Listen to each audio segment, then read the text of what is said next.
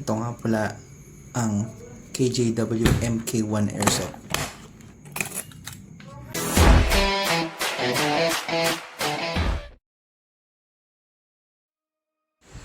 So, gaya ng sinabi ko kanina, this is the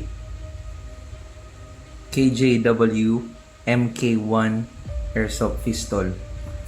So, from KJ Works. So, nabuksan naman na natin to. So, of course, you have the manual. The user manual. And the guest. The parts. The assembly.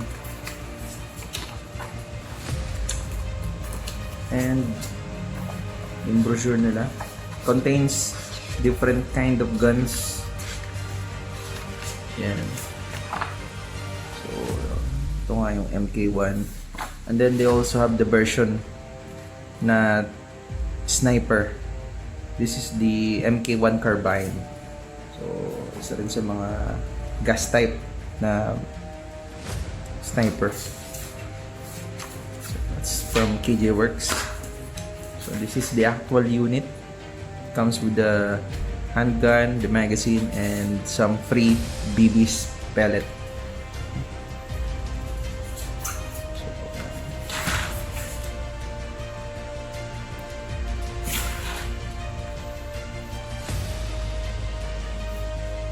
So, this gun is one of the cheapest pistol airsoft in the market right now, no? It's made from Taiwan.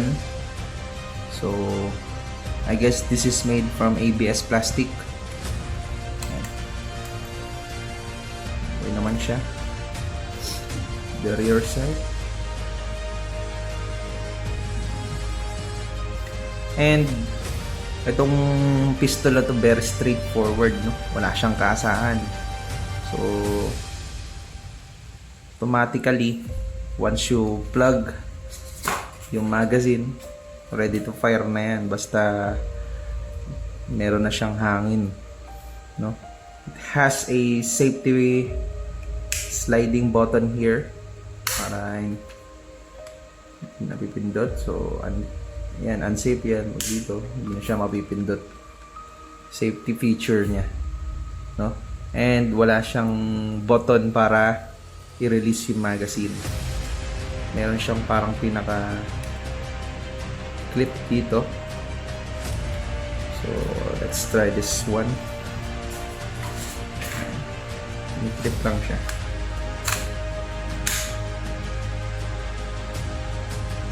When you have to release the magazine,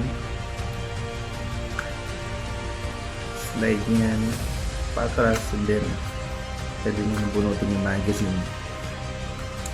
Sa operation, kagaya ng ibang airsoft pistol na ginagamitan ng green gas, ganun din ito. So, let's try. Mag-load muna tayo ng BBs. So, I recommend using reloader para sandali. Try muna tayo mga ilang peraso lang. And then, itong particular na magazine na to, hindi dapat siya binibiglang i-release. Dapat merong parang pinakalak dun sa ibabaw na isang bala para hindi mag-slide off lahat ng BBs natin. So, ayan. So, 1, 2, 3, 4, 5, 6, 7, 8. So, 8 bala. Test natin. Lagyan natin ang green gas. So, laging paganyan yung way. 1, 2, 3. 4 seconds lang. That's enough. No? So, safe. Ano pa siya? Mode. Yan. Anyways guys, this is a non-gas blowback kind of pistol. No, ibig sabihin, hindi siya nagpo-blowback nag-slide yung parang pinaka nasa ibabaw niya na part. So very straightforward. Pagka nalagyan mo ng gas, may bala, and then it's good to go. Pwede na siyang i-fire. Try natin yung bala. Hopefully hindi magising yung mga natutulog. So we will be using this particular type of carton. Ito yung try natin butasin.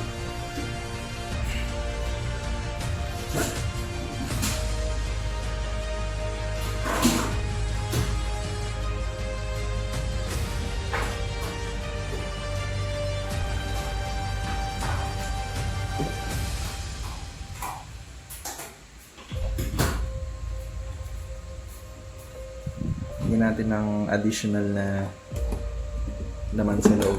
So aside from this carton, meron pang mga papel-papel yan.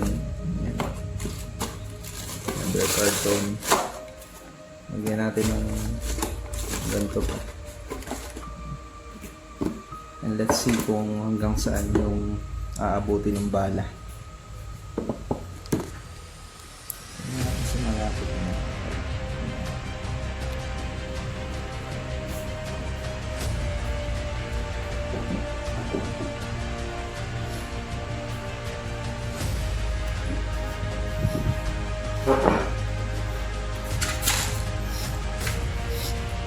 So we will put this gun into firing mode, and then finger out muna kapag di pa ready to fire. So once ready to fire, firing. Ayan.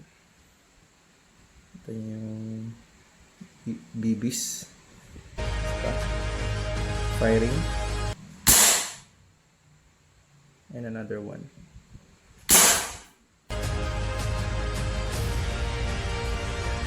Tignan natin kung ano nangyari sa card.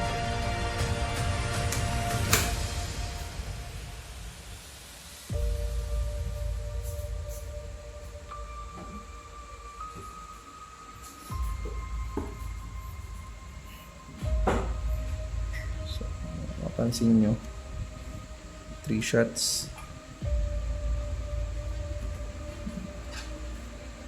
And tagos yung mga bala yun sa kahon. So I guess kagaya ng mga ibang reviews, no, itong MK1 pistol na ito ay nag-range ng 400 to 450 FPS or more than that pa sa ibang reviews. So ganun siya kalakas.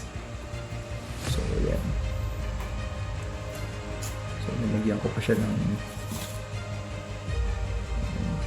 nakadoble, and ang tinamaan pa pala dito sa side na to, yung meron pang yan, medyo makapal din na parang plastic yan. So bukod pa yan dito, no, and bukod pa yan dito sa pinakatakip, and yan, may papel pa na dinaanan, at may mga karton. So generally it makes 3 holes at the center. So pinagbasagan pa ng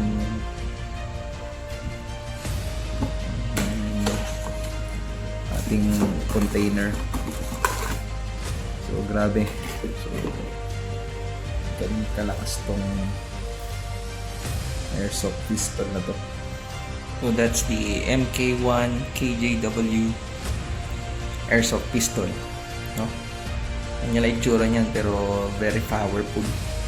So next natin, sa mga next episode natin, marami pa tayo re-reviewin na baril, no? For the meantime, dito muna tayo. So don't forget to subscribe and hit the bell button para makareceive kayo ng mga notifications with regards to DRM at kung ano-ano pang bagay gaya nitong airsoft pistol review natin, no? See you soon, guys. Thank you.